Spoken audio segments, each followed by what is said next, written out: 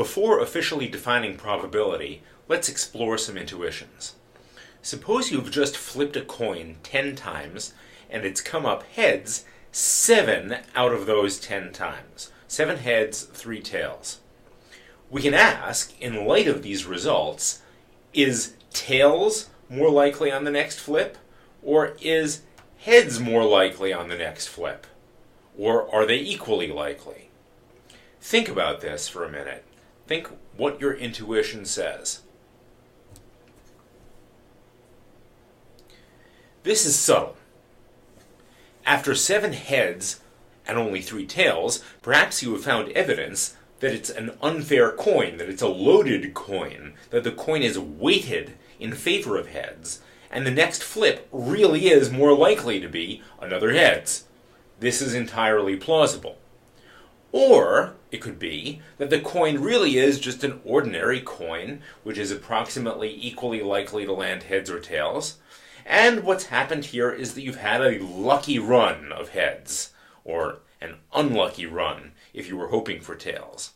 What you should not think is that the coin remembers the past and is therefore inclined to compensate for the extra heads you've gotten by now producing extra tails. That is one thing the coin will not do. It will not compensate for the past. Let's explore our intuition a bit. Suppose that 0.5% of the population, that's half of 1% of the population, has the disease. If a medical test is 99% accurate and your friend tests positive, which is more likely? That your friend does have the disease or does not have it? So think for a minute, intuitively, is it more likely that your friend has the disease or doesn't have it? Well, most people think this is obvious. Of course your friend probably has the disease in light of the very high accuracy of the test. But very, very counterintuitively, it turns out that your friend is probably okay. It would be a good idea to get tested a second time just to be sure, but your friend probably does not have the disease.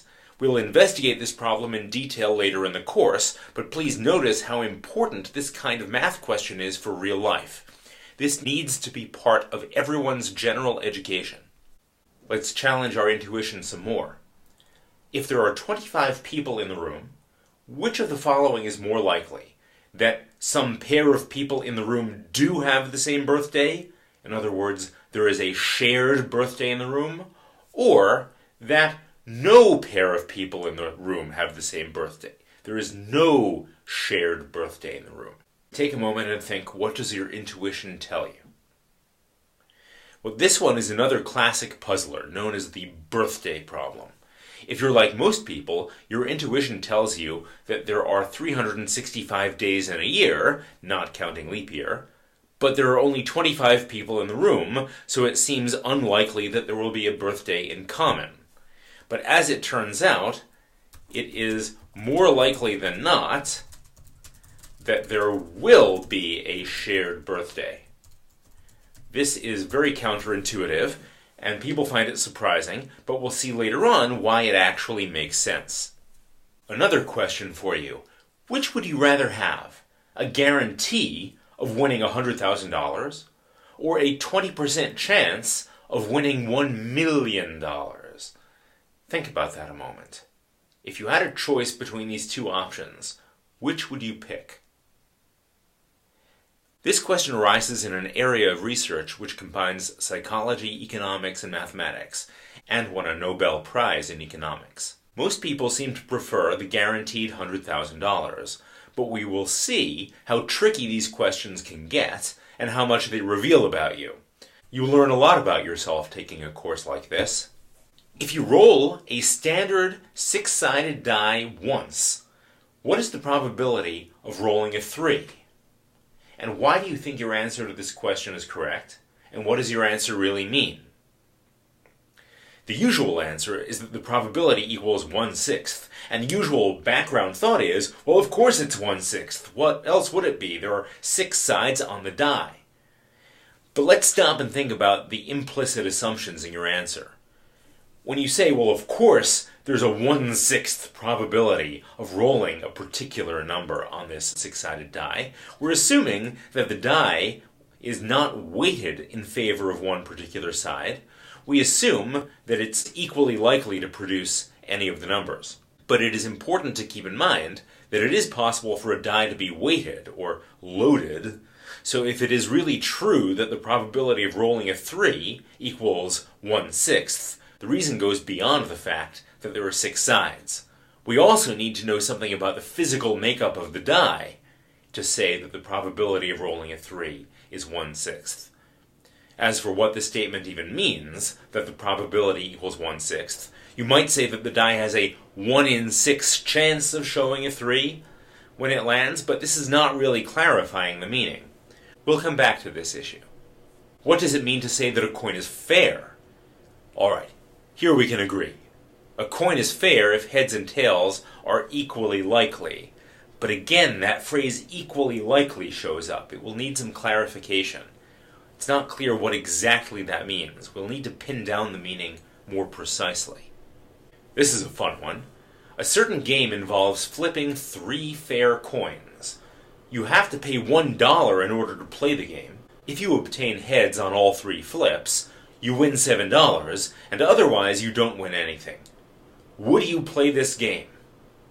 Now stop and think. Different people will answer this in different ways. Again, this reveals something about you, whether you want to play this game or not. Not necessarily good or bad, but it says something about your intuition. So think, would you play this game?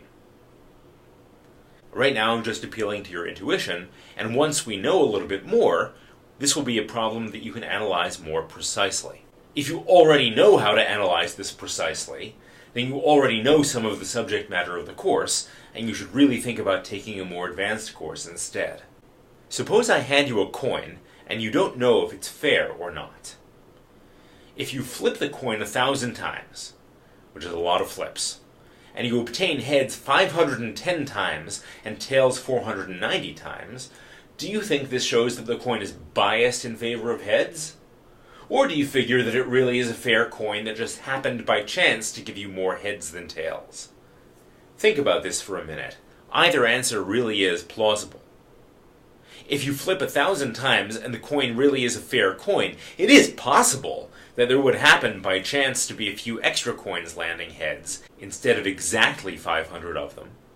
But it's also possible that the coin really is biased in favor of heads, and that is why more heads are occurring than tails. This is a subtle issue, and we'll come back to it.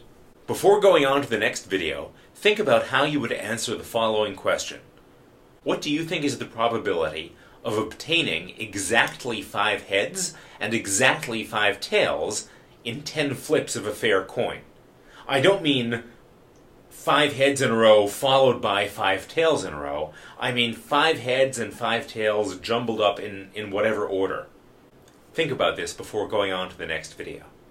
Right now I'm just asking you to apply your intuition and not to try to do a precise computation. If you already know how to compute this precisely, again, you already know at least some of the subject matter of this course, and you should probably be taking a more advanced course.